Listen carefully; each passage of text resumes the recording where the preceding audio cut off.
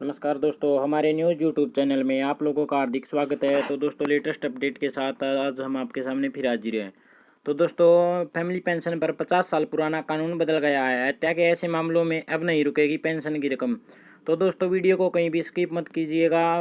आज हम आपको पूरी डिटेल से बताएंगे। अगर आप हमारे चैनल पर फर्स्ट टाइम विजिट कर रहे हैं तो चैनल को सब्सक्राइब कर दीजिए और साथ ही साथ बेल आइकन को भी बजा दीजिए ताकि न्यूज़ से संबंधित नोटिफिकेशन आप लोगों के पास बिना किसी देरी के तुरंत पहुंच सके।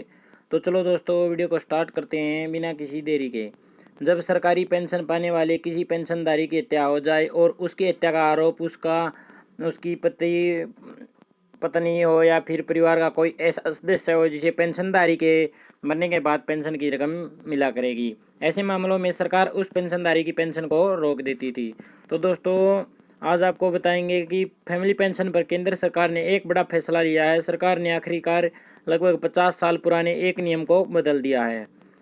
तो दोस्तों, सेंट्रल सिविल सर्विस रूल्स 1972 के नियम 54 का उपनियम 11C इस मामले में लागू होता था। जब सरकारी पेंशन पाने वाले किसी पेंशनधारी की हत्या हो जाए और उसकी हत्या का आरोपी उसकी पत्नी हो या फिर वे परिवार का कोई ऐसा सदस्य हो जिसे पेंशनधारी के मरने के बाद पेंशन की रकम मिला करेगी, ऐसे मामले में सरकार उस पेंशनधारी की पेंशन को रोक देती थी। कानूनी मामला निपट जाने के बाद इसे फिर से शुरू किया जाता था, लेकिन अभी इन मामलों में पेंशन रोकी नहीं जाएगी। 16 जून को कार्मिक मंत्रालय ने एक सर्कुलर जारी कर इस नए बदलाव के बारे में अवगत कराया गया है, जिसकी जानकारी हम आपको पूरी डिटेल से आगे बताते हैं। तो दोस्तों, क्या था पुराना कानून? अगर किसी पेंशनधारी की हत्या हो जाती है और हत्या का आरोपी उसका या उसकी पत्नी हो या फिर परिवार का कोई ऐसा सदस्य हो जिसे पेंशनधारी के मरने के बाद पेंशन की रकम मिला करेगी, तो सरकार तुरंत उसकी पेंशन को रोक देती थी।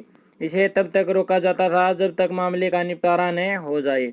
अगर आरोपी आरोपों से बरी हो जाता तो फैमिली पेंशन उसे दिया जाने लगता था, लेकिन अगर वो दोषी साबित हुआ तो फिर उसके बाद अगर परिवार में कोई और पेंशन की रकम पाने का पात्र है तो पेंशन उसके नाम से जारी की जाती थी, उसे एरियर भी मिलते थे। इस कानून से ऐसे मामले में पूरे परिवार को परेशानी होती रहती थी। तो दोस्तों, क्या नया बदलाव आया है आपको ये बता देते हैं कि कोरोना मृत सरकारी कर्मचारी के परिवार के लिए राहत, पेंशन की मुश्किलों को केंद्र ने किया आसान। तो दोस्तों, क्या बदलाव हुआ ये आपको बताते हैं। 16 जून को कार्मिक मंत्रालय ने एक नया आदेश जारी किया है जिसमें कहा गया है कि ऐसे मामलों में अब सरकार फैमिली पेंशन नहीं रोकेगी, बल्कि आरोपी को छोड़कर परिवार में जो अगला पात्र सदस्य होगा उसे तुरंत पेंशन की रकम दी जाने लगेगी। इस आदेश में कहा गया कि परिवार के किसी ऐसे पेंशन पाने के पात्र सदस्य को जिस पर हत्या का आरोप नहीं है, पेंशन न देने से पूरा परिवार तंगी से गुजर सकता है। कानूनी मामले के निपटने तक परिवार की आर्थिक जरूरतों को पूरा करने में दिक्कत आ सकती है। ऐसे में पेंशन को पूरी तरह रोकना ठीक नहीं होगा। तो दोस्तों, अगर हत्या का आरोपी बरी हो जाता तो बरी होने के आदेश वाले दिन से ही वो पेंशन की रकम का हकदार हो जाएगा और उस तारीख के बाद से परिवार के दूसरे सदस्य की जो रकम उठा रहा था उसका हक खत्म हो जाएगा। तो दोस्तों, आज की वीडियो में इतना ही। जय हिंद, जय भारत।